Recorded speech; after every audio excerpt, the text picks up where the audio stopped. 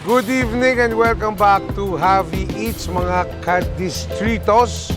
At ngayon naman, alam nyo, pag sinabing putahing Pilipino, isa sa hinahanap natin yung bulalo sa Batangas at Tagaytay. Alam nyo mga kadistrito, hindi nyo kailangan mangamba. Meron na po tayong masarap, malinamnam at affordable na bulalo dito sa Sampaloc, Manila, sa Laonglan. Because of our good friend, Alan Dale Basco, boss. Congratulations. Salamat, Good evening. salamat. Oo. How did you come up with the idea, Che, para gumawa ng bulaluhan dito sa Laonglan? Dahil sa hilig namin kumain, dumadayo din kami actually ng Tagaytay.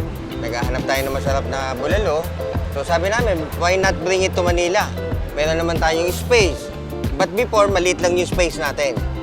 From 1 unit, now, 5 units na yata yung ginagamit namin. Oo, nagtiyaga kami. Hanggang sa nagustuhan na ng mga tao, nakuha na yung tamang timpla. Pag hinigop mo ba, parang bigla kang nasa Tagaytay, bigla kang nasa Batangas, ganun ba yung sarap? Although ayoko naman magyabang, ayoko magbuhat ng upuan, pero sabi nila, sabaw pa lang, ulam na. That's why sabi nga, may food touch ng Pangasinan and Nueva Ecija yung lasa. Ba? May halong anghang na bulalo ang dating. Okay, alam nyo mga kadistrito, medyo parang excited na ako tikman yung bulalicious, pero maliban doon, ano pa yung i-order natin? Yung tinatawag natin submarine pusit, try natin. Meron tayong pizza bangus. Yung bangus, meron tayong mga toppings, meron tayong cheese, vegetable, nasa ibabaw. Okay. And then, we have now the calamares. Meron tayong sisig. Okay, medyo marami ang gusto pa try sa akin ni Boss Alan. So, next time you see me, we're trying the food, okay? Kain na tayo, boss. Okay, sige.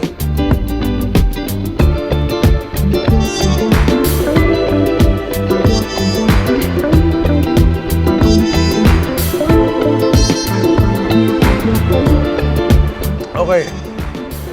Tapos na ang usapan, mga kadistrito. Napakasarap, napakasulit. Magkano ba dito yung ating mga putay, boss?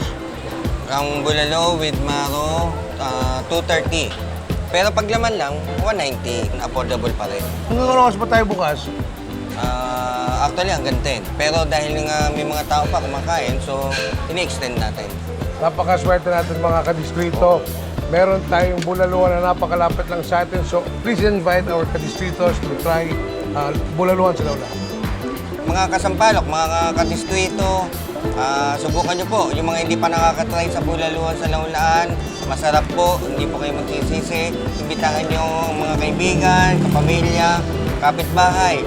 Pati kaway nyo, magiging kapatid nyo dahil pagka kumain kayo dito, malalasap nila yung totoong sarap ng isang bulalo with bone marrow. Always remember to eat local. Maraming salamat po. Kain na tayo! Okay, sige. Okay, half tayo sa rice, ha? Diet ako eh. Ay,